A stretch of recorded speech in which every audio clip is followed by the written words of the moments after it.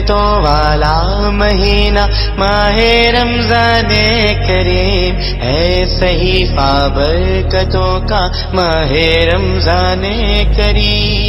ان الحمد للہ نحمده ونستعینه ونستغفره ونؤمن به ونتوکل علیہ ونعوذ باللہ من شرور انفسنا ومن سیئات اعمالنا، من يهده الله فلا مضل له ومن يضلل فلا هادي له، واشهد ان لا اله الا الله وحده لا شريك له، واشهد ان محمدا عبده ورسوله، اما بعد فان خير الحديث كتاب الله، وخير الهدي هدي محمد صلى الله عليه وسلم، وشر الامور محدثاتها وكل محدثة بدعة وكل بدعة ضلالة، وفي رواية وكل ضلالة في النار۔ فاعوذ باللہ من الشیطان الرجیم، بسم اللہ الرحمن الرحیم۔ الحاقہ ما الحاقہ وما ادراک ما الحاقہ، كذبت ثمود وعاد بالقارعة، فأما ثمود فأهلكوا بالطاغية، وأما عاد فأهلكوا بريح صرصر آتية سخرها عليهم 7 ليال و8 أيام حسوما، فترى القوم فيها صرعى كأنهم أعجاز نخل خاوية، فهل ترى لهم من باقية، وجاء فرعون ومن قبله والمؤتفكات بالخاطئة، فعصوا رسول ربهم فأخذهم أخذة رابية، إنا لما طغى الماء حملناكم في الجارية لنجعلها لكم تذكرة وتعيها أذن واعية، فإذا نفخ في الصور نفخة واحدة، وحملت الأرض والجبال فدكتا دكة واحدة، فيومئذ وقعت الواقعة، وانشقت السماء فهي يومئذ واهية، والملك على أرجائها، ويحمل عرش ربك فوقهم يومئذ 8، يومئذ تعرضون لا تخفى منكم خافية۔ اللهم أرنا الحق حقا وارزقنا اتباعه، وأرنا الباطل باطلا وارزقنا اجتنابه، اللهم علمنا ما ينفعنا وانفعنا بما علمتنا وارزقنا علما، رب اشرح لي صدري ويسر لي أمري واحلل عقدة من لساني يفقه قولي۔ برادران اسلام، واجب الاحترام بزرگوں، دوستوں اور عزیز ساتھیوں، لائق احترام ماؤں اور بہنوں، جو آیات میں نے تلاوت کی ہیں یہ سورہ حاقہ کے ابتدائی آیات ہیں۔ اللہ تبارک و تعالی ان آیتوں میں قوموں کی تاریخ بیان کر رہا ہے۔ کل کے مضمون میں انسان کی تاریخ بیان ہوئی تھی، کیا ہے، کہاں سے آیا، کیا وقت ہے، کیا پوزیشن ہے اس کی۔ اس سورہ مبارکہ میں اللہ تبارک و تعالی نے قوموں کی تاریخ دنیاوی حیثیت سے بیان کی ہے۔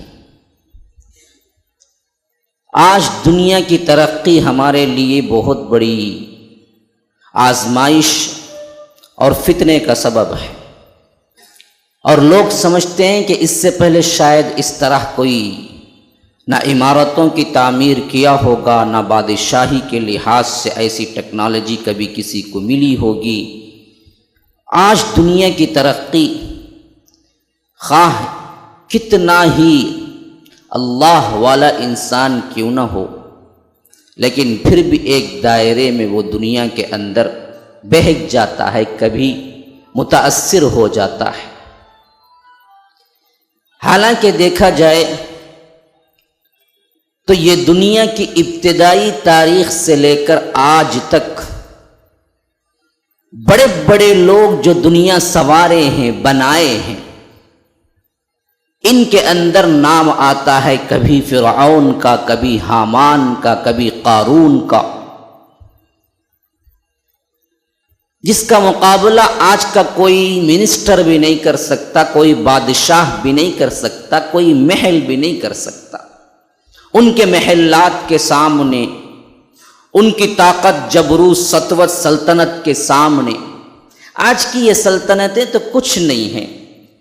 آج تو کیا ہے، جھنڈے باقی رہ گئے ہیں، یہ جھنڈوں کی گاڑیاں ہیں جس میں پھرتے ہیں، پاور اقتدار کے نام پہ کچھ نہیں ہے۔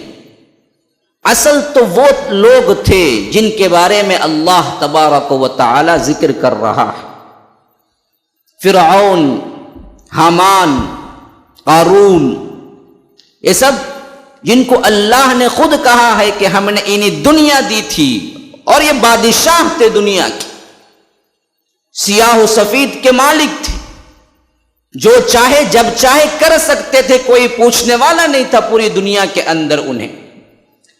آج اگر پرائم منسٹر یہاں کا نہیں ہے، بلکہ جو سپر پاور امریکہ ہے، اس کا بھی اگر کوئی غلط کام آ جائے، نیوز پیپروں کے اندر میڈیا ایسی ہے کہ اس کے بھی دان کھٹے کر سکتے ہیں۔ ابھی نہیں ہوا تھا بش کے معاملے میں، جب وہ دور حکومت میں تھا، اس کے اوپر کیسز نہیں ہوئے تھے، کھٹیرے میں کھڑا نہیں کیا گیا تھا۔ اب صدام جو کچھ کیا، کیا اس کو سزا نہیں ہوئی تھی؟ آج تو کیا ہے، 5 سال کی حکومت ہے، 4 سال کی حکومت ہے، کب کیا انقلاب آ جائے کسی کو پتہ نہیں ہے۔ تخت پہ بیٹھنے والا کب تختے پہ آ جائے کسی کو پتہ نہیں ہے۔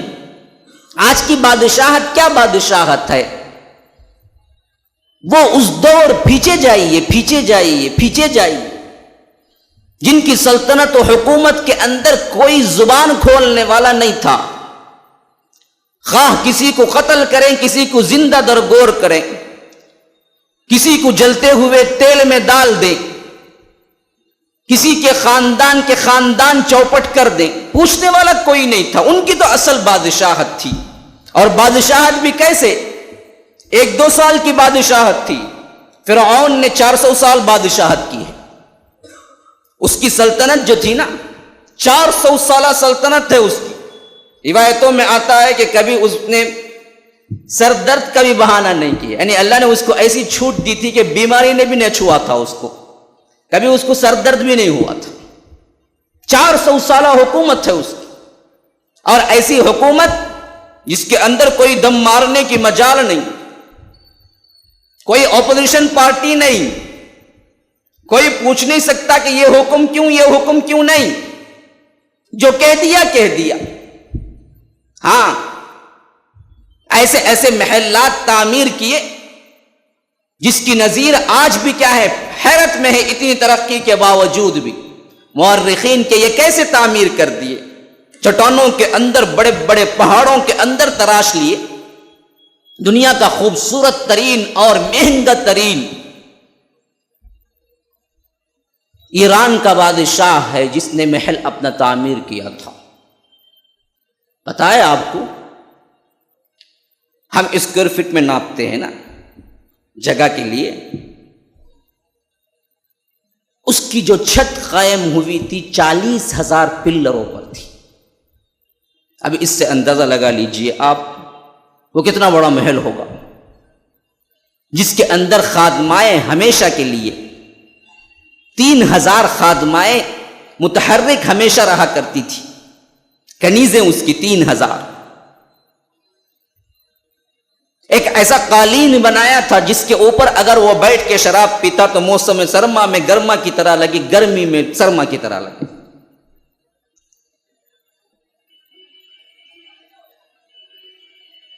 اس کی مدت اللہ نے رکھی تھی 8 سال، بس اتنا کچھ لگا کہ تعمیر کیا، 8 سال نہیں گزرے تھے کہ روم کے بادشاہ ہرقل نے اس کے اوپر حملہ کیا. محل تو محل، وہ اس جرب جو جگہ کا نام ہے اس کی اینٹ سے اینٹ بجا کے رکھ دی، نام و نشان مٹا کے رکھ دیا. ہمارے مسلمانوں میں بھی بہت سے لوگوں نے کیا کیا تھا، اس تعمیر میں اپنا حصہ لیا تھا. آج کبھی کیا ہے نا، برج خلیفہ دیکھیے نا جی دبئی میں، آپ دیکھیں گے تو حیرت سے پھٹی رہ جائیں گی، کیا یہ بھی کوئی عمارت ہے؟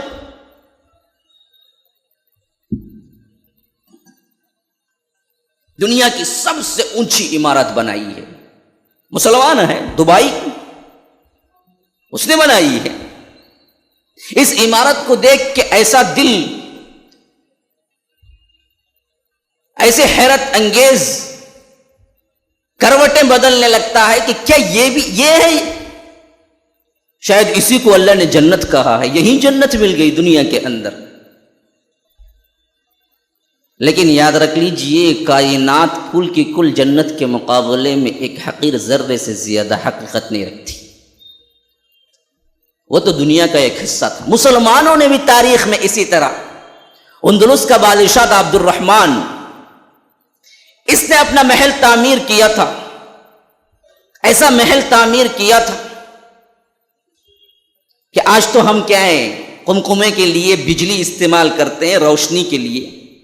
اس زمانے میں اس نے پارے کا استعمال کیا تھا، اور وہ پارے کے بڑے بڑے پہاڑ ایسے رکھا تھا کہ جب سورج کی تپش ان پاروں پہ پڑتی تو یوں لگتا کہ پورا محل یوں جھوم رہا ہے، یوں جھوم رہا ہے. روشنی کے ریفلیکٹ ایسے ہوتے اس کے اندر، جب پارے کے اوپر سورج کی روشنی پڑتی تو محلات کے عکس ان کے اوپر پڑتے تو ایسا معلوم ہوتا کہ وہ بیٹھ کے محل کے اندر جھول رہا. اس کی عمر تھی صرف 10 سال. پھر اس کے بعد اشبیلیہ میں فتح ہو گئی، اندلس کے اوپر انگریزوں نے فتح کیا اور اینٹ سے اینٹ بجا کے رکھ دی. الحمراء آج بھی تاریخی طور پر یادگار محل ہے اندلس کے اندر، اسپین کے اندر. نہ بنانے والے باقی بچے، نہ محبتوں سے پروان چڑھانے والے باقی بچے، نہ بنی ہوئی عمارت باقی بچی. کہاں چلے گئے؟ کہاں چلے گئے؟ روایتوں میں آتا ہے کہ بنی اسرائیل میں ایک بہت بڑا بادشاہ بڑا بہترین محل تعمیر کیا اور اپنے ہم صاحبوں کو دعوت دی کہ آؤ محل کی تعریف کرو، دیکھو کیا محل تعمیر کیا. سب آئے، دیکھے، بڑی تعریفیں ہوئی. 2 اشخاص تھے کہ خاموش بیٹھے ہوئے تھے. میں نے تم بھی کچھ کہو. کہا کہ بادشاہ محل تو پورا پورا مکمل ہے، بظاہر تو کوئی خامی نظر نہیں آ رہی ہے، لیکن ہم کو محسوس ہوتا ہے کہ 2 خامیاں ہیں. اچھا، سب کو متوجہ ہو گئے کہ یہ کیا کہہ رہا ہے کہ 2 خامیاں. جب کسی نے کوئی نہیں کہا تو یہ کہہ رہے ہیں کہ 2 خامیاں. پوچھا کہ کیا خامیاں؟ کہا کہ ایک خامی تو یہ ہے کہ بنانے والا اس میں ہمیشہ نہیں رہے گا. اچھا، پوچھا کہ دوسری کیا ہے؟ کہا کہ دوسری خامی تو یہ ہے بنی ہوئی چیز پتہ نہیں کب اجڑ جائے گی. کہا کہ اس 2 خامی سے تو خالی کوئی اور دنیا کا محل نہیں ہو سکتا ہے. یہ 2 خامی نہ ہونے کے باوجود ہم تو اس کو چھٹکارا پا نہیں سکتے. دنیا کے اندر جو بھی تعمیر ہو یہ 2 خامی لیے ہوئے ہوگی. ان خامیوں سے پاک بھی کہیں ہے؟ کہا کہ ہاں ہے. کہاں ہے؟ پوچھا کہ جنت میں ہے. وہاں یہ ہے کہ جہاں جانے والا فنا ہوگا، نہ بنی ہوئی عمارت فنا ہوگی، نہ اس کو فنا ہے نہ اس کو فنا ہے. ایک مرتبہ اندر داخل ہو جاؤ فنا نہیں ہے، پھر نہ عمارت کو فنا ہے نہ داخل ہونے والے کو فنا ہے، نہ مکان کو فنا ہے نہ مکین کو فنا ہے. کس کے لیے بھی فنا نہیں ہے. اسی لیے اللہ کے رسول صلی اللہ علیہ وسلم نے فرمایا، لوگوں یاد رکھو، جنتی جب جنت کے اندر داخل ہو جائیں گے تو سب سے پہلا اعلان یہی ہوگا، خطاب کیا جائے گا، اے اہل جنت آگاہ ہو جاؤ، آج کے بعد تمہارے اوپر کبھی موت نہیں آئے گی. جنتی خوشی سے نعرہ لگائیں گے، اللہ اکبر. پھر اعلان ہوگا جنتیوں آگاہ ہو جاؤ، آج کے بعد کبھی بوڑھے نہیں ہوگے۔ پھر کہیں گے اللہ اکبر، پھر اعلان ہوگا جنتیوں آگاہ ہو جاؤ، تم کبھی بیمار نہیں پڑو گے۔ کہیں گے اللہ اکبر، پھر کہا جائے گا جنتیوں آگاہ ہو جاؤ، تمہارے لباس کبھی میلے نہیں ہوں گے، یعنی میل نہیں آئے گا تمہیں، نہ تمہارے لیے کیا ہے پیشاب پیخانہ ہوگا، نہ رینٹ ہوگا۔ تو کھائیں گے تو کہاں جائے گا؟ جب صحابہ کو اللہ کے رسول نے کہا کہ نہ جنتیوں کے لیے وہاں پر قضاء حاجت ہوگی، نہ رینٹ چھینکیں گے، نہ کوئی اور چیز نکلے گی، بالکل صاف ستھرے طہارت کے ساتھ، پوچھیں گے اللہ کے رسول کھائیں گے تو کہاں جائیں گے؟ تو اللہ کے رسول صلی اللہ علیہ وسلم نے کہا کہ کھائیں گے تو ایک ڈکار آئے گی، وہ بھی مشک کی۔ یہاں پاس کھڑے ہوئے انسان کو کیا ہے کھڑا رہنا مشکل ہو جاتا ہے کہ نماز توڑ دیں یہاں کے کچھ دیر کے لیے باہر جا کے آئیں، وہ آتے ہیں ویسے بھی فل پیٹ پورے کے ساتھ۔ اللہ کے رسول نے منع کیا تھا مسجد میں کیا ہے لہسن پیاز اس طرح کی جو بدبودار چیزیں ہوتی ہیں وہ کھا کے نہ آیا کریں، اللہ کے رسول نے صاف منع کر دیا تھا، کیونکہ نمازیوں کو تکلیف ہوتی ہے، اس سے بڑی چیز فرشتوں کو تکلیف ہوتی ہے۔ آج کا ماحول تو یوں ہے، یہ تو بہت دور کی بات ہے، وہ سگریٹ پھونک پھونک کے جس طرح اللہ اکبر، کبھی کبھی تو کبھی میں بھی کھڑا ہو جاتا ہوں، پھر وہ مشکل اللہ اکبر، شاید سیڑھیوں پہ ہی پھونک کے اوپر اٹھتے ہیں، تو اتنی بدبو ہوتی ہے، وہ کس طرح سنبھال پاتے ہیں جو پینے والے ہیں، مجھے تو پتہ نہیں چلا آج تک، اتنی بدبو ہوتی ہے۔ وہ بدبو لیے ہوئے آ کے کھڑے ہو گئے، اور جو کچھ بریانی وغیرہ کھائے ہیں پہلے، سب سے پہلے کیا ہے کھڑے ہوتی شاید اطمینان ہو جاتا ہے، اب تو نماز میں کھڑے ہو گئے تو ڈکار شروع ہو جاتی، تو پھر اس کی بدبو کا کیا کہنا ہے؟ اللہ محفوظ رکھے۔ نماز اللہ کے دربار میں حاضری ہے، معمولی بات نہیں، کسی منسٹر سے ملنا ہو، کسی بادشاہ سے ملنا ہو، کتنا اہتمام کر کے جاتے ہیں، ہاں خوشبو لگا کے 10 مرتبہ آئینے میں دیکھ لیتے ہیں کہ کیسا لگ رہا ہوں کیسا لگ رہا ہوں۔ کسی مینیجر کے پاس ملنا ہو، ایک آفس کا مینیجر ہو، اس سے ملنا ہو تو کیا ہوتا ہے، کتنی مرتبہ کیا کرتے ہیں دیکھتے ہیں، کپڑے دیکھ لیتے ہیں۔ یہ تو اللہ کے دربار میں حاضری ہے، اس کے لیے جیسے چاہے اللہ اکبر کیا کہا جائے کیا کہا جائے، مجھے افسوس ہوتا ہے، میں طنزاً نہیں کہہ رہا ہوں، اتنی بے توجہی کے ساتھ اللہ کے دربار میں حاضری ہے، گویا کہ یہ سب سے زیادہ آپ کے لیے بے وقت چیز ہے مسجد کو آنا۔ جو چاہے جیسے چاہے کپڑے پہنے ہوئے ہیں آ گئے، وہ پینٹ کے نام پہ پینٹ تو نہیں ہوتی، وہ تو سرائی ہوتی ہے، پرنی ہوتی ہے، بس وہ کس طرح پہنتے ہیں پتہ نہیں، خون منجمد ہو کے وہ کس طرح ان لوگ کیا ہے اس کو آ کر برداشت کرتے ہیں، مجھے تو آج تک پتہ نہیں چلا۔ اتنا ٹائٹ پینٹ کے نقشہ اتر جائے ایسے، اللہ کے رسول نے حرام قرار دیا ایسا لباس جو پورے شکل و صورت کے لیے کیا ہے اندر سے پورا پورا آپ کو بتا دے کہ یوں ہے اس کا پاؤں، یوں ہے ران، یوں ہے ونڈلی، یوں ہے انگلیاں، سب بتا دے۔ تنگ لباس جو نشیب و فراز دکھلائے حرام ہے، اور اس کے ساتھ ساتھ کیا ہے اوپر کی بنی اتنی کہ شاید ان کو لینے کے لیے پیسہ نہیں تھا یا فقیری لگی ہوئی ہے، پتہ نہیں، سجدے کو جاتے ہیں تو آدھی کمر دکھ جاتی ہے پیچھے والوں کو، وہ پاپ سجدہ کریں گے نہیں، ان کی کمر دیکھتے ہوئے رہیں گے، کیا کریں گے بیچارے۔ کبھی کبھی تو اتنی دقت ہوتی ہے مجھے، کبھی ہو جو سامنے والا اس طرح کا کوئی لباس پہن کے آ جاتا ہے، سجدے کو جاتا ہے، پورا سطر اللہ کے لیے سمجھیے کہ گھٹنے سے لے کر ناف کے اوپر تک سطر ہے، مردوں کے لیے بھی، وہ کھلا رہ جائے تو نماز نہیں ہوتی، ضروری ہے اس کو ڈھانپنا۔ سطر ہی اندر کیا پہنا ہوا ہے، انڈر ویئر کیا پہنا ہوا ہے، سب نظر آتا ہے، کون سا برانڈ ہے، کہاں کا برانڈ ہے، سب نظر آتا ہے۔ کیا کریں، آنکھیں بند کریں یا آ کر نماز پہ توجہ دے؟ کیا کریں گے بیچارے؟ عجیب معاملہ ہے۔ اللہ کے دربار میں آ رہے ہیں، ذرا ڈھنگ کا لباس تو کم از کم پہن کے آئے۔ یہ نہیں کہتا کہ جبہ شرعی ہی کیا ہے آپ کے لیے اب کوئی اختیار کرنا ہے، اس کے علاوہ کوئی اور نماز کے لیے صحیح نہیں ہے، ایسی کوئی بات نہیں ہے، لیکن ڈھنگ کا تو لباس ہو۔ اللہ کے دربار میں آ رہے ہیں، کھڑے ہو رہے ہیں، تو کم از کم احتیاط ہو کہ کس کے سامنے کھڑے ہو رہے ہیں۔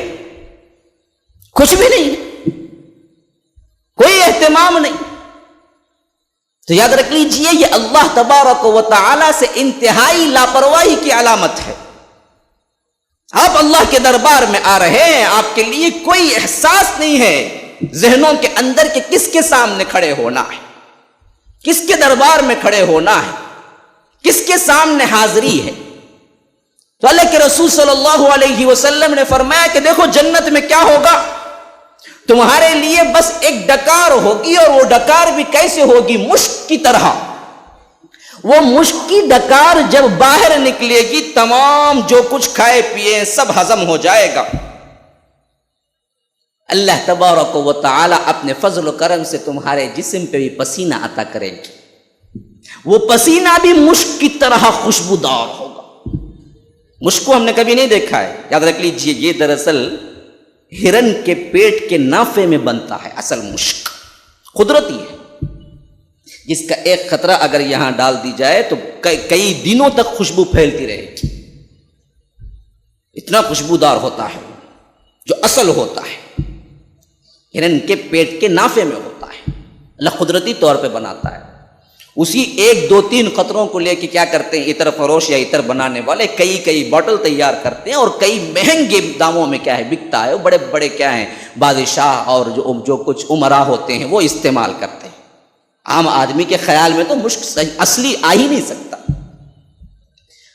تو اللہ تبارک و تعالی یوں کر دیں گے اہل جنت کو کہ جو کچھ کھایا پیا ہے بس مشک کی ایک خوشبودار ڈکار اور مشک کا پسینہ۔ ہم کو 1000 عطر مارنے کے باوجود بھی آدھا گھنٹہ گزرے تو اپنی صحیح حالت پہ آ جاتے ہیں، پھر بندہ کیا کرنا ہے، دوسرا کوئی عطر تلاش کرتے ہوئے جانا ہے۔ یہ اہل جنت ہے جو ہمیشہ رہیں گے۔ اللہ کے رسول صلی اللہ علیہ وسلم نے فرمایا کہ دنیا میں تم کیا کرتے ہو؟ دنیا بنانا، دنیا بنانا، دنیا بنانا، دنیا بنانا۔ کیا بنا پاؤ گے؟ کہ مثالی طور پر کوئی چیز بن جائے گی؟ نہیں بن سکتی۔ کیوں؟ جنت کا مقابلہ دنیا میں کوئی کر ہی نہیں سکتا۔ اللہ کے رسول صلی اللہ علیہ وسلم نے ایک اور منظر دیا ہے، کتنا خوبصورت منظر ہے، دیکھیے۔ اللہ کے رسول نے کہا کہ اہل جنت جب جنتیوں کے اندر اپنے اپنے درجات لے لیں گے جنت کے اندر، تو ایک ایک درجے کا فاصلہ اس طرح کہ زمین اور آسمان کا فاصلہ جس طرح ہے اس طرح ہوگا۔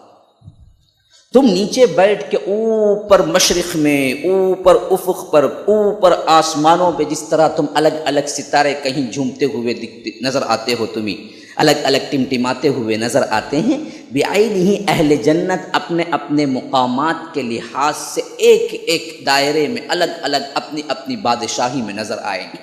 اوپر سے ایک جنتی، نیچے والا جنتی جب اوپر والے جنتی کو دیکھے گا کہ اس طرح دیکھے گا جس طرح یہاں بیٹھ کے ستارے کو دیکھتا ہے، اب اس سے اوپر والا دیکھے گا اسی طرح جس طرح یہاں بیٹھ کے ستارے کو دیکھتا ہے۔ ایک ایک درجے کا فاصلہ زمین آسمان کے برابر کا فاصلہ، الگ الگ۔ اب ایک ایک کا جو فاصلہ ہے یہ تو درجات کے لحاظ سے ہے، مملکت کیسی ہوگی؟ ایک ایک کی مملکت الگ الگ سلطنت، ہر جنتی اپنے مملکت میں بادشاہ ہے، دنیا کی کسی بادشاہت سے کوئی مقابلہ نہیں ہو سکتا۔ اپنے الگ 1 سال تک وہ سفر کرے گا اپنی بادشاہت میں، ایک کنارے کو پائے گا، بس ایک کنارے کو پہنچنے کے لیے اپنی بادشاہت کا 1 سال سفر کرنا ہے، تب کہیں جا کے ایک کنارے کو پائے گا، ایک دروازے کو پائے گا۔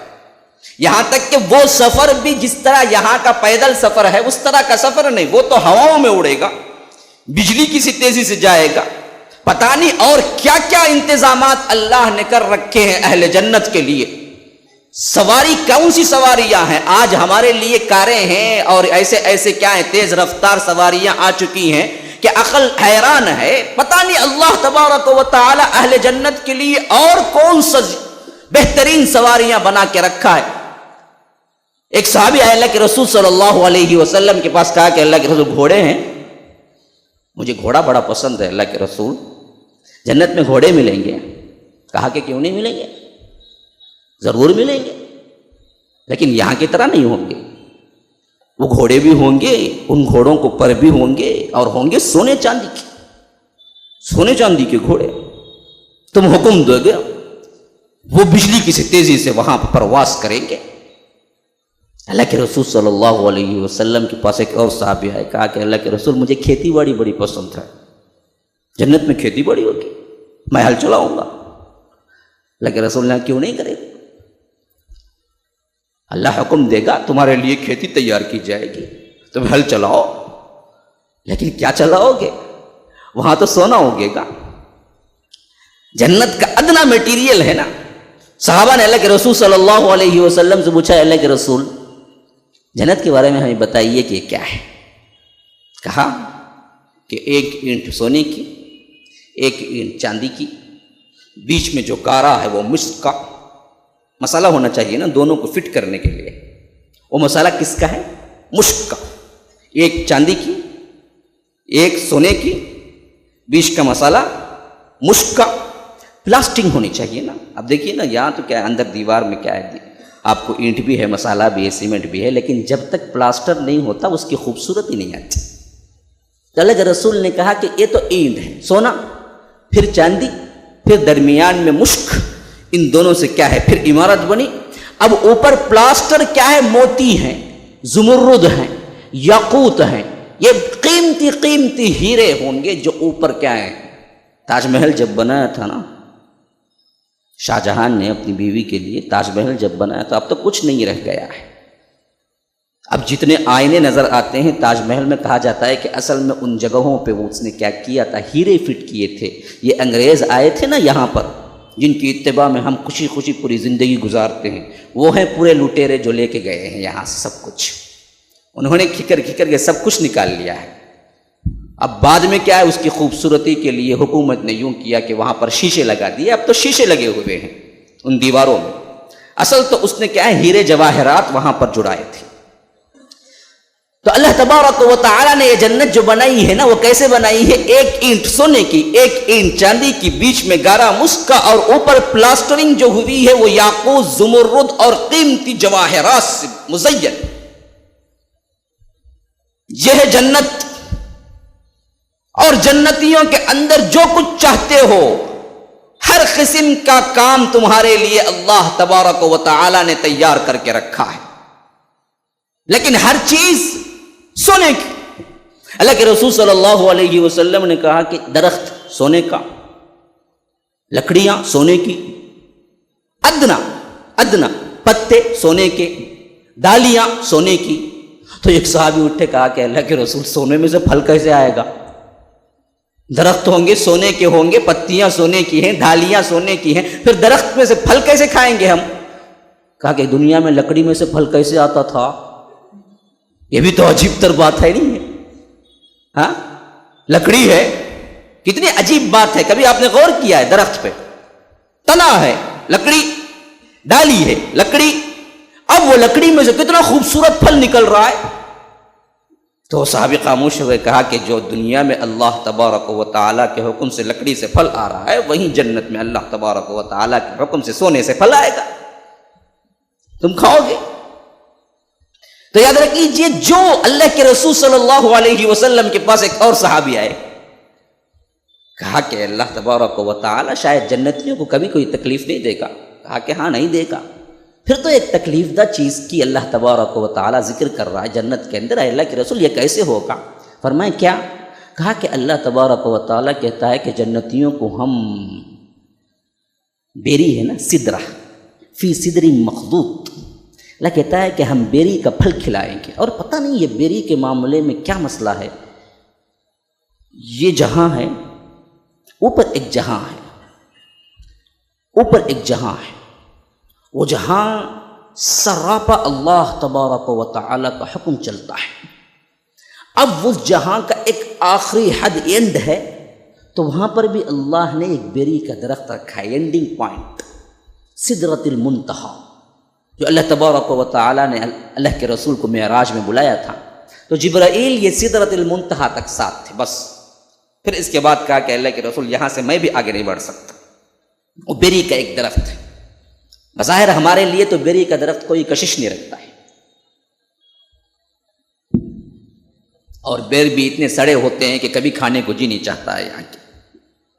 لیکن پتہ نہیں اللہ تبارک و تعالیٰ نے کیا انتظام کر کے رکھا ہے اور کیا خاص معاملہ ہے بیری کا کہ وہ ملائے اعلیٰ کی انتہا بھی آج آسمانوں کے اوپر انتہائی آخری حد فرشتوں کے پہنچنے کی، یہاں تک کہ وہ بھی بیری کا ایک درخت ہے.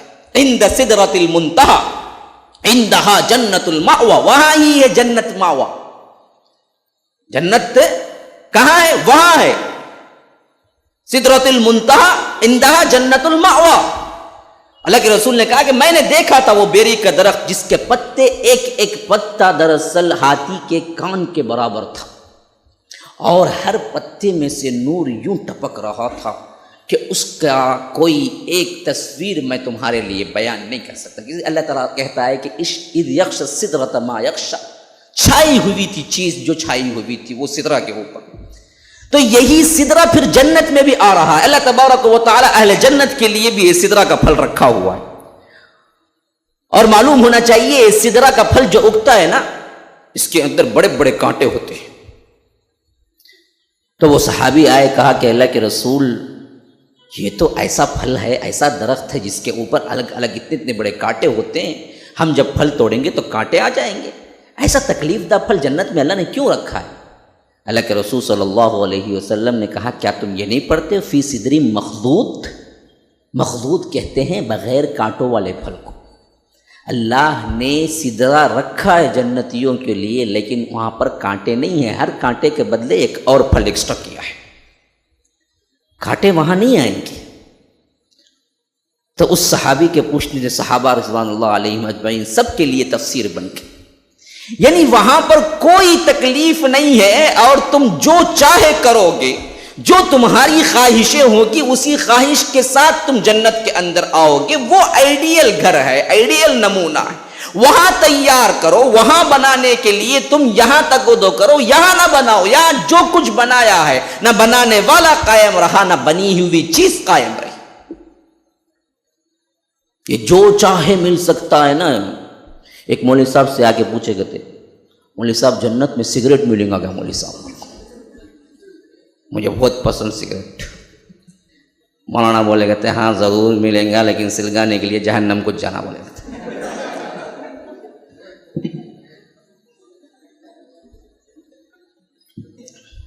کیونکہ آگ تو نہیں ہوگی جنت ہے نا. یہ تو بات حقیقت ہے کہ آگ تو نہیں ہوگی جنت.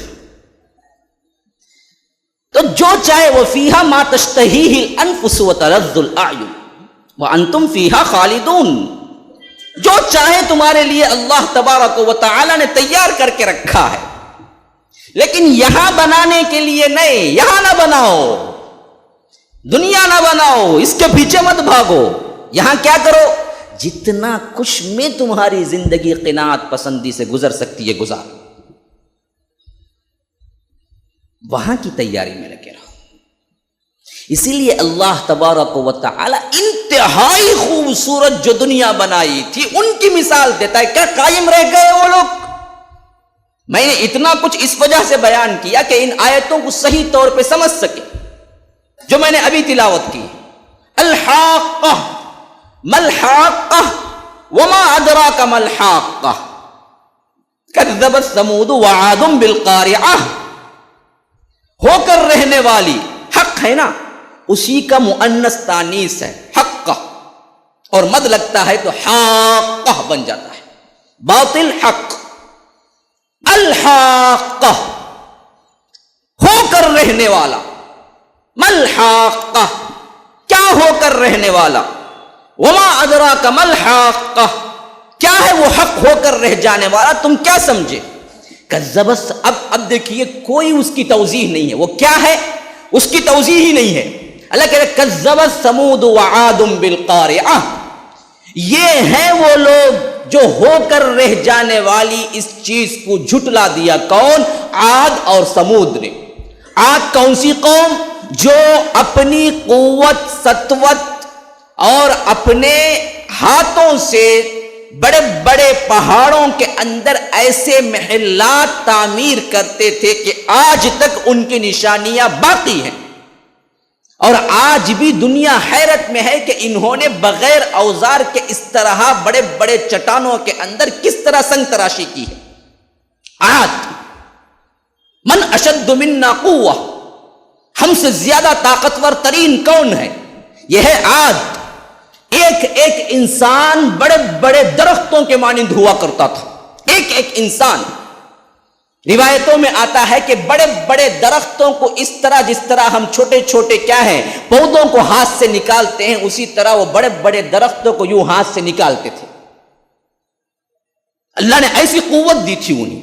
عاد، سمود، ان دونوں قوموں کا معاملہ یہی رہا ہے، اتنے زیادہ طاقتور تھے، قوموں کے اندر اس طرح کوئی اور طاقتور قوم پیدا ہی نہیں ہوئی۔ لم یخلق مثلھا فی البلاد، اللہ خود گارنٹی دیتا ہے، تم کیا قوت پہ کیا ہے ناز کرو گے، تمہیں کیا اترانا ہوگا، تمہیں کیا تکبر ہوگا، تمہارا کوئی اللہ نے ذکر ہی نہیں کیا، میں نے فلاں دیا تھا فلاں دیا تھا، جن کو دیا ہے اللہ نے خود ذکر کر رہا ہے۔ لم یخلق مثلھا فی البلاد وثمود الذین جابوا الصخر بالواد، ایسی قوم تھی کہ اس سے پہلے ہم نے ایسی قوم کو پیدا ہی نہیں کیا تھا، ایسی طاقتور قوم۔ انہوں نے بھی کیا کیا تھا؟ دنیا بنانے میں لگے رہے، سمجھے کہ یہ دنیا ہے، ہم کیا تعمیر کریں گے؟ اینٹوں سے تعمیر کریں گے، گارے سے تعمیر کریں گے، سیمنٹ سے تعمیر کریں گے۔ انہوں نے پتھروں سے تعمیر کیا تھا، جو سب سے سختر، جن کی عمارتوں کو کوئی زلزلہ بھی کیا نہیں کر سکتا تھا، نقصان نہیں پہنچا سکتا تھا، ایسی عمارتیں تھی پہاڑوں کے اندر۔ اللہ کہتا ہے کذبت ثمود وعاد بالقارعہ، انہوں نے اس قیامت کو جھٹلایا۔ فاما ثمود فاہلکوا بالطاغیہ، سمود رہے سمود، ان کا حال جاننا چاہتے ہو؟ جنہوں نے جھٹلایا، اس دنیا پہ تکیہ کیا، اپنی طاقت پہ تکیہ کیا، کیا ہوا ان کا حال؟ اللہ تبارک و تعالی کیا بہت بڑا لشکر بھیجا، فرشتوں کو بھیجا، کیا بہت بڑا انتظام کیا ان کو ہلاک کرنے کے لیے؟ نہیں، معمولی سی ایک چیخ، بالطاغیہ، بس ایک چیخ، کہاں تھے بجھ کے رہ گئے۔ آج کس پہ اتراتے ہو؟ کس پہ سمجھتے ہو کہ یہ سب دائمی ہے؟ کس پہ سمجھتے ہو کہ ہمیں کوئی ہلا نہیں سکتا؟ ایسے پہ کیوں اعتماد کرتے ہو کہ ہماری زندگی سنور جائے گی؟ بلڈنگوں پہ کیوں اعتماد کرتے ہو کہ ہم کامیاب ہو گئے؟ یہ سب کامیابی کی نشانی تھی؟ اگر تھی تو پہلے جو سب سے زیادہ اس میں کامیاب تھے کیوں ہلاک ہو گئے؟ اللہ تبارک و تعالی نے کوئی لشکر نہیں اتارا ان کے لیے، کہتا ہے کہ بس ایک چیخ آئی تھی، بالطاغیہ، اپنے گھروں کے اندر اوندے منہ پڑے کے پڑے رہ گئے۔ اللہ تبارک و تعالی نے حضرت جبرائیل کو کہا کہ جاؤ ان کے کواڑ کو پکڑو۔ یعنی پہلے زمانے میں کیا ہوتے تھے، بستیاں ہوتی تھی تو اس کے ارد گرد پوری ایک بہت بڑی فصیل ہوا کرتی تھی، دیوار، اور اس کے لیے دروازے ہوتے تھے، قلعہ، پھر اس کے اندر بستی شروع ہوتی تھی۔ جب ان کو ہلاک کرنے کا موقع آیا تو اللہ تبارک و تعالی نے حضرت جبرائیل کو کہا کہ جاؤ ان کے کواڑ کو پکڑو، دروازوں کے جو کواڑ ہے، پکڑ کے اپنی آواز میں ایک آواز لگاؤ۔ جبرائیل کی ایک آواز تھی، بس ایک حد تک ہی ہم سن سکتے ہیں کسی آواز کو، اس کے اوپر اگر کوئی آواز ہے تو بہت سوں کے ہارٹ اٹیک ہو سکتے ہیں۔ ایک آواز تھی کہ بس سنا، سب کے سب گل کے رہ گئے، گل کے، صرف مرے نہیں، جسم تک گل گئے آواز سے۔ فَأَمَّا ثَمُودُ فَأُهْلِكُوا بِالطَّاغِيَةِ وَأَمَّا عَادٌ فَأُهْلِكُوا بِرِيحٍ صَرْصَرٍ عَاتِيَةٍ۔ رہا عاد کے بارے میں سننا چاہتے ہو؟ من اشد منا قوہ، جس نے کہا تھا کہ ہم سے زیادہ طاقتور اس دنیا میں کون ہے، جو ہاتھوں سے کیا ہے اپنے عمارتیں تعمیر کرتے تھے سنگ تراشی کے اندر، پہاڑوں کے اندر۔ اللہ کہتا ہے کہ بریح صرصر عاتیہ، ہم نے اس کو ایک آندھی بھیج دی، ہوا زوردار، کون سی ٹیکنالوجی اللہ کے قدرتی طور پر ان چیزوں کا مقابلہ کر سکتی ہے؟ ابھی قریب میں یہاں پر سونامی آئی تھی، کون مقابلہ کیا؟ جاپان میں اس سے پہلے کیا ہے، بڑے بڑے آندیاں آئی ہیں، کون مقابلہ کیا؟ حالانکہ دیکھا جائے تو ٹیکنالوجی میں بہت بڑا ہوا ہے، کوئی مقابلہ نہیں ہے۔ بریح صرصر عاتیہ سخرها علیہم 7 لیال 8 ایام حسوما فطر القوم فیہا صرعا کأنہم اعجاز نخل خاویہ۔ اللہ کہتا ہے کہ ہم پورے سخرها علیہم 7 لیال 7 رات 8 ایام 8 دن لگاتار آندھی ایسی ہوا، پہاڑ کے یہ بڑے بڑے عمارتیں بھی ہلکے رہ گئے۔ پھر جب یہ آندھی تھمی تو دیکھنے والوں نے دیکھا کہ یہ بڑے بڑے کھجور کے درخت جس طرح کھوکھلے تنے پڑے ہوتے ہیں اس طرح یہ لوگ پڑے ہوئے تھے۔ اللہ خود مثال دیتا ہے کتنے اونچے ہیں، ایک بھی کھجور کے درخت جیسا تھا، کأنہم اعجاز نخل خاویہ، کتنے اونچے درختوں میں اونچا درخت ہے کھجور کا، ایک انسان کیا ہے اتنا اونچا تھا، لیکن کھوکھلے تنے جس طرح پڑے ہوتے ہیں، سیلاب جب آتا ہے تو ہم دیکھتے ہیں کہ کوڑا کرکٹ اس طرح پہل کے پڑا ہوتا ہے، بعینہ ہی اسی طرح وہ انسان کھجور کے کھوکھلے تنوں کی طرح پڑے ہوئے تھے۔ فہل تری لہم من باقیہ، کیا تم ان میں سے کسی کو چلتا پھرتا دیکھتے ہو؟ اب وجاء فرعون ومن قبلہ والمؤتفکات بالخاطئہ، پھر اس کے بعد فرعون آیا، اس نے بھی انا ربکم الاعلی، میں تمہارا رب ہوں، ایسی بادشاہت، کہا کہ دریائے نیل میرے حکم سے چلتا ہے، میں ہی تمہیں رزق دیتا ہوں۔ اسی وجہ سے جب حضرت موسیٰ علیہ السلام بنی اسرائیل کو لے کے نکلے، جب دریائے نیل سامنے آیا تو وہ اپنے لشکریوں کو یوں پلٹ کے کہا کہ دیکھو اب میرے حکم سے دریا چلتا ہے کہ ہم جائیں گے تو ہمارے لیے راستہ بن جائے گا، موسیٰ جائیں گے تو ڈوب جائیں گے۔ اب دیکھیے بالکل الٹا ہوا معاملہ۔ جب وہ قریب آیا تو اللہ تبارک و تعالیٰ نے حضرت موسیٰ کو کہا کہ تم عصا مارو، عصا مارے تو وہ تو راستہ بن گیا، پلٹ کے کہا کہ دیکھو میں نے کہا نہیں تھا کہ میرے لیے راستہ کھل جائے گا۔ وہ بدبخت سمجھ رہا تھا کہ جیسے میں نے کہا تھا ویسے ہی ہو رہا۔ اب روک ڈھاپ کرنے کے لیے کہا پلٹ کے لشکریوں، دیکھو میرے لیے راستہ کھل گیا ہے، اب ہم تو پورے کے پورے اس میں سے پاس ہو جائیں گے اور موسیٰ ڈوب جائے گا۔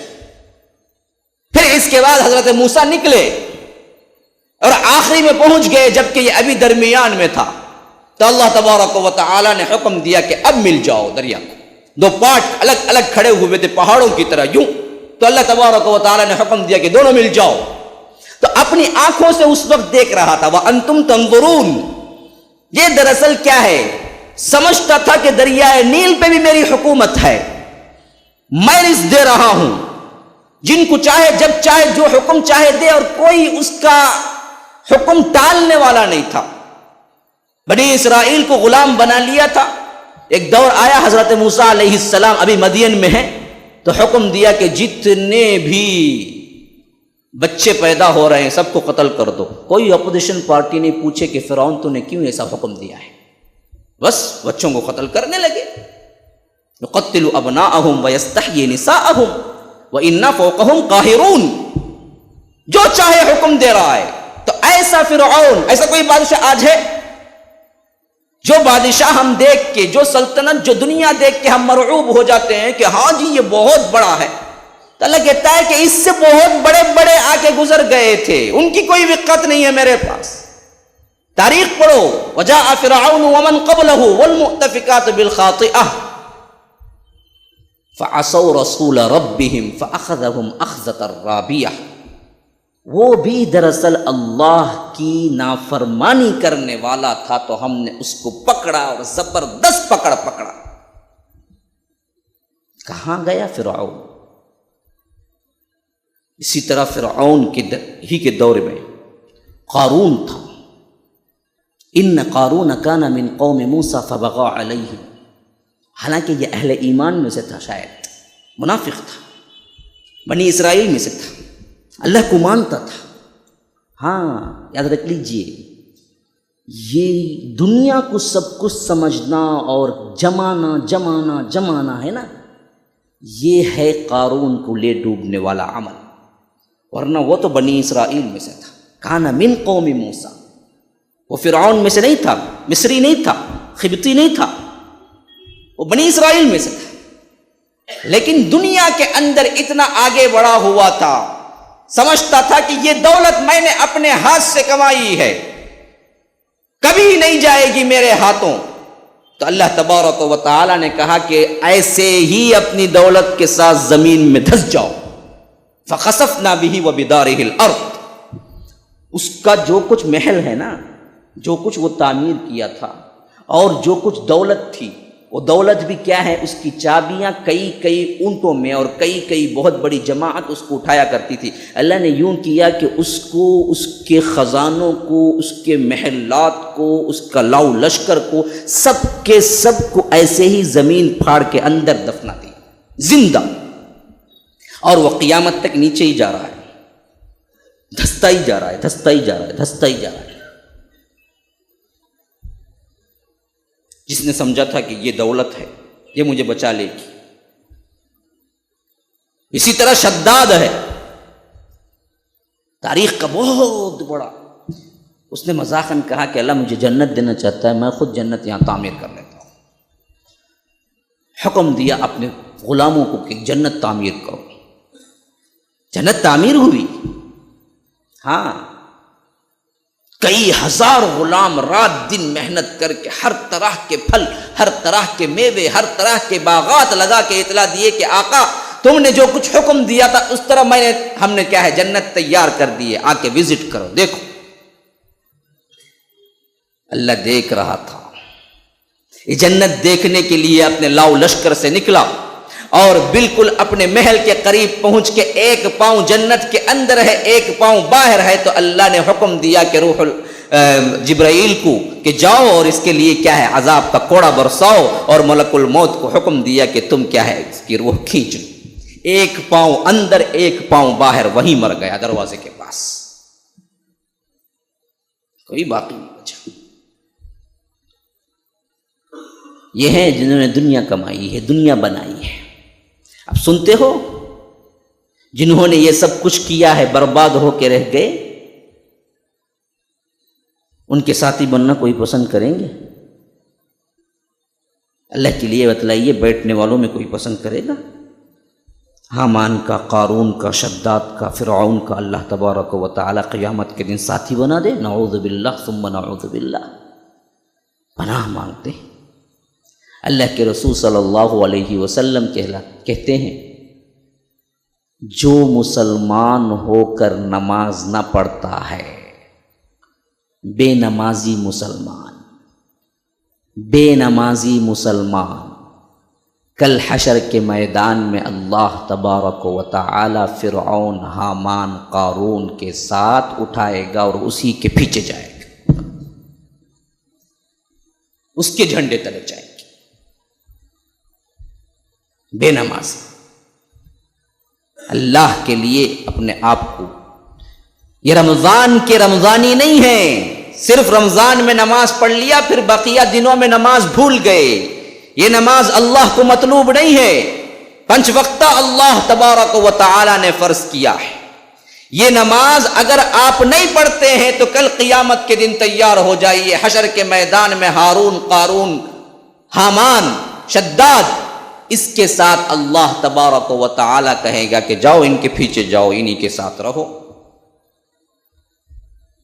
اہل جنت وہ ہیں جنہوں نے اللہ اور اس کے رسول کی اطاعت کی، لیکن بہت سے کیا ہے آگے پیچھے کچھ اعمال میں کوتاہیاں ہو گئی، تو یہ اللہ تبارک و تعالی معاف کر سکتا ہے، کرے گا۔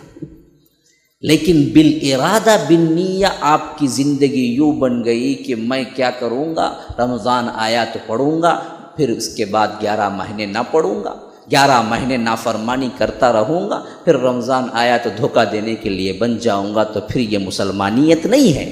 ہاں مسلمان پورے 12 مہینے بنے رہو، پھر اس کے اوپر نیچے ہو گیا تو اس کے لیے اللہ کے رسول صلی اللہ علیہ وسلم نے گارنٹی دی ہے۔ بھیا آخری حدیث سن لیجیے، اللہ کے رسول صلی اللہ علیہ وسلم صحابہ یوں بیٹھے ہوئے تھے تو کہا کہ اللہ کے رسول نے جب میں جنت پہنچ جاؤں گا تم جنت پہنچ جاؤ گے، اہل ایمان اندر داخل ہو جاؤ گے، تو آج میرے سے کسی اہم حق کے سلسلے میں جس طرح تم جھگڑے کرتے ہو، اسی طرح اہل جنت وہاں اللہ تبارک و تعالی سے جھگڑا کریں گے۔ کس کے سلسلے میں؟ دیکھیے اہل ایمان کیسے ہوتے ہیں، سیلفش نہیں ہوتے، نہ دنیا میں ہوتے ہیں نہ جنت میں ہوں گے، یہ ہے اہل ایمان کی نشانی۔ یہاں بھی میں اچھا رہا، یہ کیفیت اہل ایمان کی نہیں، وہاں بھی نہیں، جنت میں داخل ہونے کے بعد بھی۔ جب جنت میں داخل ہو جائیں گے تو اللہ کے رسول کہتے ہیں جھگڑا کریں گے اللہ سے، جس طرح یہاں تم کسی حق کے لیے جھگڑا کرتے ہو۔ کیا جھگڑا کریں گے؟ کہیں گے کہ اے اللہ، ہمارے ساتھ نمازیں پڑھتے تھے، ہمارے ساتھ روزہ رکھتے تھے، ہمارے ساتھ پاس پڑوس میں رہتے تھے، ہم ان کو جانتے تھے، لیکن آج ہم جنت میں ہیں، وہ دوزخ میں ہیں، اے اللہ کچھ نہ کچھ کر، کسی نہ کسی طرح یہ بھی جنت میں آنا ہے۔ یعنی اہل ایمان جو اپنے اوپر نیچے کچھ گناہوں کی وجہ سے جہنم میں چلے جائیں گے، اور وہ اہل ایمان جو اللہ تبارک و تعالی پہلے جنت میں بھیج دے گا، اللہ تبارک و تعالی سے جھگڑا کریں گے کہ اے اللہ، یہ ہمارے ساتھ دنیا میں رہا کرتے تھے، ہم ان کے ساتھ کھایا پیا کرتے تھے، یہ ہمارے ساتھ نمازیں پڑھا کرتے تھے، یہ ہمارے ساتھ روزہ رکھا کرتے تھے، آج ہم جنت میں، وہ دوزخ میں، یہ کیسے ہو سکتا ہے؟ تو اللہ کہے گا کہ اچھا کیا چاہتے ہو؟ تو اہل جنت کہیں گے کہ ہمیں اجازت دیجئے کہ ہم جا کے انہیں سفارش کر کے لے آئیں جہنم سے۔ اللہ تبارک و تعالی کہے گا اللہ کے رسول کو، اللہ کے رسول آپ بھی، اے اہل جنت آپ بھی جاؤ، میں جو تمہارے ساتھی ہیں ان کے چہروں کو حرام کر دیتا ہوں آگ پر، یعنی آگ نہیں کھائے گی، وہ دکھیں گے، جہنم میں ہوتے ہوئے بھی چہرے دکھیں گے۔ تم جاؤ وہاں قریب پہنچو، جن کو پہچانتے ہو، جن کو سفارش کرنا چاہتے ہو، سب کو ہاتھ بتاؤ، فرشتوں کو ہم حکم دیں گے کہ لے آؤ ان کو جنت میں۔ اللہ کے رسول ان اہل ایمان کو لے کے نکلیں گے پھر جہنم کی طرف۔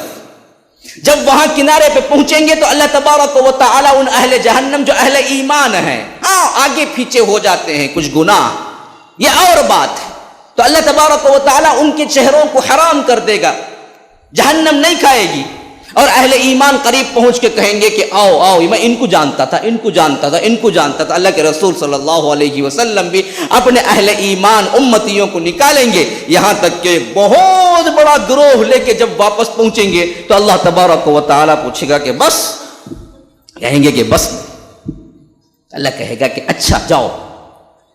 اب 1 دینار کے برابر بھی کسی کے دل میں ایمان ہے تو اللہ کے رسول کو حکم دے گا کہ اے اللہ کے رسول آپ جائیے، ان سب کو نکال کے لے کے آئیے۔ اللہ کے رسول پھر جائیں گے، ان کے چہرے حرام ہو جائیں گے جہنم پر، تو اللہ کے رسول پہچانیں گے، جن کا ایمان 1 دینار کے برابر بھی تھا، سب کو نکالیں گے، ایک بہت بڑا مجمع پھر لے کے جب جنت کو آئیں گے تو اللہ کے رسول صلی اللہ علیہ وسلم سے کہا جائے گا بس، اللہ کے رسول کہیں گے کہ نہیں، محبت کرنا سیکھیے اللہ کے رسول صلی اللہ علیہ وسلم نے، انہوں نے ہمیں بے انتہا چاہا ہے۔ تو اللہ تبارک و تعالیٰ کہے گا کہ اچھا جاؤ، اب جہنم کے اندر دیکھو کہ جن کا آدھے دینار کے برابر بھی ایمان ہو، لے کے آ جاؤ۔ پہلے تو 1 بولا، اب بولے گا آدھا، جاؤ۔ پھر اللہ کے رسول ایک بہت بڑی جماعت کو لے کے پھر جنت پہنچیں گے، اللہ تبارک و تعالیٰ کہے گا کہ بس، کہیں گے کہ نہیں، تو اللہ تبارک و تعالیٰ تیسری مرتبہ بھیجے گا کہ جاؤ، کس کے رائی کے دانے کے برابر بھی ایمان ہو کسی کے دل میں، اس کو بھی نکال کے لے کے آؤ۔ پھر اللہ کے رسول صلی اللہ علیہ وسلم پہنچیں گے، پھر بہت بڑے گروہ کثیر کو لے کے آ جائیں گے، اب تو کوئی ایمان والا باقی، رائی کے دانے کے برابر کا ایمان، اور پھر اس کے بعد کا ایمان کا درجہ کیا ہوگا؟ تو کوئی نہیں ہے۔ جب یہ بھی گروہ آ جائے گا جنت کے اندر تو اللہ تبارک و تعالیٰ کہے گا کہ میری عزت، میری جلالت کی قسم، اب میں خود نکالوں گا ان جہنمیوں کے اندر سے، میں خود نکالوں گا اس کو بھی جس نے کبھی زندگی میں 1 مرتبہ لا الہ الا اللہ کہا، اب میں نکالوں گا۔ یہ کوئی نہیں پہچانتا ہوگا، ایمان کی رمق بھی نہیں ہوگی اندر، یہ ایک کلمہ ہوگا جو سپورٹ کرے گا بس. اب اللہ تبارک و تعالی ایک گروہ کثیر کو نکالے گا جہنم سے، کہے گا کہ یہ میرے طرف سے آزاد کیے گئے. جب جنت پہنچیں گے تو لوگ کہیں گے تم عتقاء الرحمن ہو، رحمان نے تمہیں نکال کے بھیجا، ورنہ تمہارا کوئی عمل دخل ہی نہیں تھا جنت میں آنے کا. رحمان نے تمہیں آزاد کیا ہے، رحمان کے آزاد کیے ہوئے کہلائے سب کے سب. اب کوئی کافر کے علاوہ کوئی نہیں بچے گا، کوئی نہیں بچے گا. اور جنت جنتیوں سے بھر جائے گی. وہ جنت جس کی وسعت زمین اور آسمان کے برابر ہے، اتنی بڑی جنت جنتیوں سے بھر جائے گی. تو تب اعلان ہوگا، ایک اہم اعلان، اے اہل جنت جمع ہو جاؤ، اے اہل جہنم جمع ہو جاؤ. کیا اعلان ہے؟ اب یہ کل آخری ہے نا اصحاب المیمنہ کے حساب سے، کیونکہ آج 9واں دن ہے، 9ویں رات ہے، کل 10ویں رات ہے ہماری. اصحاب المیمنہ کے ٹاپک کی آخری رات ہے. کیا ہوگا، کیا اینڈنگ ہے، کیسے انعامات کا ہمارا وہ سلسلہ اصحاب المیمنہ کا اختتام پذیر ہوگا، انشاءاللہ ہم کل رکھتے ہیں. ھذا وباللہ التوفیق، صلی اللہ وسلم علی نبینا محمد. اسأل اللہ لی ولکم ولسائر المسلمین من کل ذنب فاستغفروہ. برکتوں والا مہینہ ماہ رمضان کریم ہے، صحیفہ برکتوں کا ماہ رمضان کریم. برکتوں والا مہینہ ماہ رمضان کریم ہے، صحیفہ برکتوں کا ماہ رمضان کریم. انا انزلنا کی آیت کہہ رہی ہے آج بھی، انا انزلنا کی آیت کہہ رہی ہے آج بھی. تجھ میں ہے قرآن اترا ماہ رمضان کریم، تجھ میں ہے قرآن اترا ماہ رمضان کریم. نفس کی پاکیزگی اور نعمتوں کا نور ہے، نفس کی پاکیزگی اور نعمتوں کا نور ہے. چاند کا تیرے اجالا ماہ رمضان کریم، چاند کا تیرے اجالا ماہ رمضان کریم. بادشاہ ہر مہینہ تو بقول مصطفیٰ، بادشاہ ہر مہینہ تو بقول مصطفیٰ.